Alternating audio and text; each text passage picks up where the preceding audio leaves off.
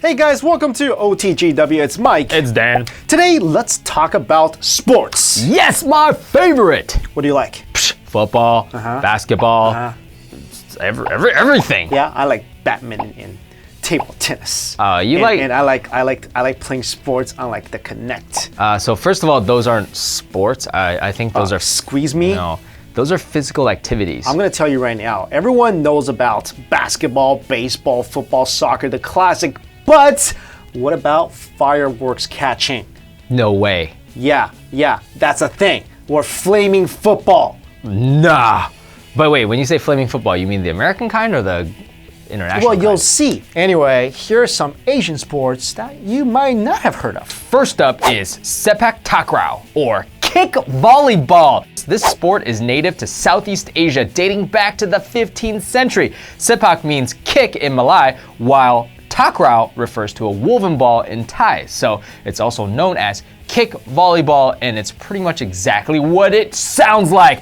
Look at that! So in kick volleyball, games are played between two teams of 3 players each who do a ton of impressive kicks, jumps, and flips to keep the ball in the air and then smash it down into the opposite court. Yeah, ever seen like a bicycle kick in soccer? Awesome, right? Kick volleyball is basically doing that and much more all the time. Yeah, it's like something straight out of Asian martial arts sports, like you mentioned. It's awesome.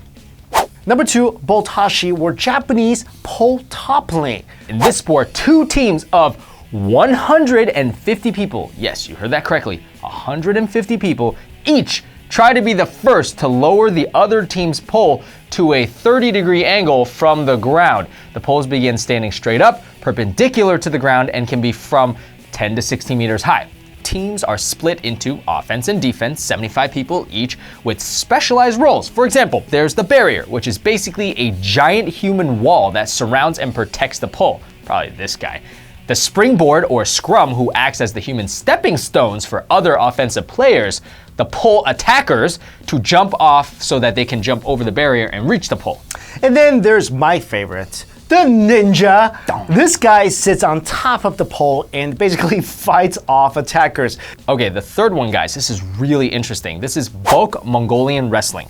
The goal in Mongolian wrestling is to get your opponent to touch his upper body, knee, or elbow to the ground. In the Inner Mongolia version, however, any body parts other than the feet counts. Okay, now, unlike the wrestling that we know here today, in this version, there are no weight limits, age limits, or time limits. Or classes. That's insane. Yeah. So that means like a small wrestler could be matched up with the one that's like way bigger than him. Another distinctive characteristic of Mongolian wrestling is that the competitors, and this is the part I like, dance onto and off the contest field, so it's like warming up for a dance battle before you actually then go try to kill each other.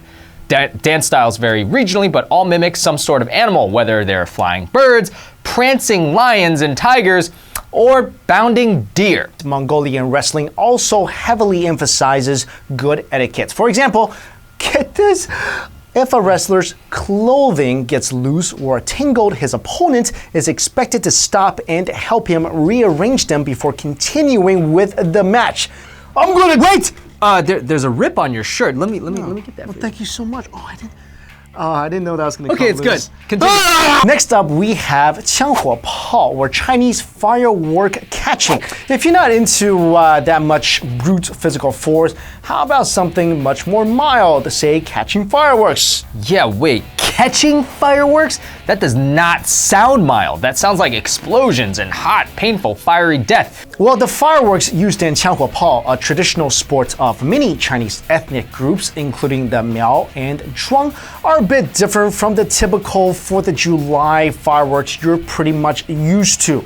That's true. To play this firework catching sport, round iron rings 5 centimeters in diameter are tied to fireworks with a strip of red cloth or silk and launched high into the sky. Players then try to catch the falling mini fireworks and throw them into a basket. Whoever gets the most wins.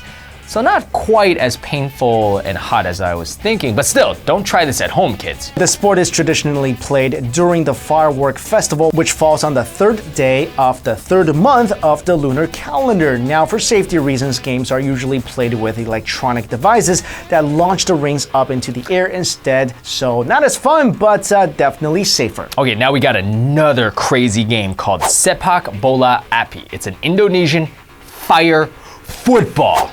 Now, if catching fireworks isn't crazy enough for you, how about setting a ball on fire, and then kicking it with your bare feet? Yeah, that's the basis of Sepak Bola Api, or Indonesian fire football, a sport played to welcome the month of Ramadan. It's basically soccer played with a ball of fire, literally. Since setting a regular old soccer ball on fire probably isn't the greatest idea ever, the game is played with a special ball made from old dry coconut shells. The coconut shell is punctured, drained of its liquid, soaked in petroleum or kerosene for up to 7 days, and then set on fire. Well, the pregame ritual players undergo are just as important as the game itself. Supposedly, the rituals make them resistant to and unafraid of fire. Sounds intense, doesn't it? Well, because it is. Players fast for 21 days, recite special prayers, avoid foods cooked with fire, and then fast one final day without sleep. That's what I call dedication. The players handle the flaming ball with confidence with their bare feet, hands, and torso. So you're telling me they don't eat, they don't sleep, they don't eat hot food, and then you want them to play this death-defying game? And they have to touch it.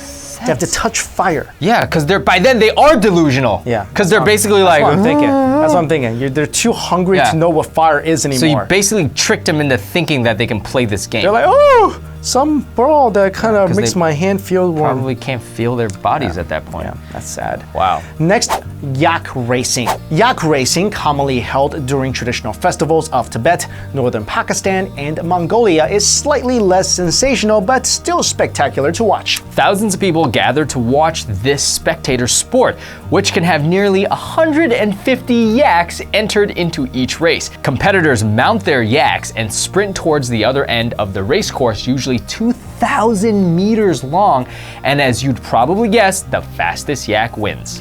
The best part about the race, the beautiful colors. Each yak is decorated with colorful patterned silk tassels, ribbons, and cloth draped over their ears and horn or tied to their tails. And the riders also dress in colorful clothing decorated with lucky symbols. Number 7, Pacu Jawi. This is Indonesian bull racing. Pacu Jawi is a traditional sport in West Sumatra played annually to celebrate the end of the rice harvest. I say it's actually more like mud skiing with bulls. Races are held on 20 to 30 meter long muddy tracks in flooded rice paddy fields, and jockeys stand on a wooden plow between two bulls, biting their tails to make them run. Biting! Okay. Yeah, I'm speechless at that one. Why ride on top of the bull when you can ski between them and get splashed with twice as much mud in the process? Riders often fall off and into the mud, coming out coated with the stuff and channeling their inner swamp monster. The main purpose of the race is actually for sellers to show off the strength of their bulls to potential buyers. So the faster and stronger a bull is during the race, the higher the price it will sell in the market the next day. Alright guys, in case this video comes out before June 26th, don't forget, June 26th, catch us in the middle of Times Square, 8 o'clock. We're going to be eating dumplings, having a good time. Join us. It'll be a competition between a bunch of awesome YouTubers from this area. Yep. So don't miss it. Yeah, guys, it's actually the second annual. Second annual. I like the sound of that. Yo, who won the first one?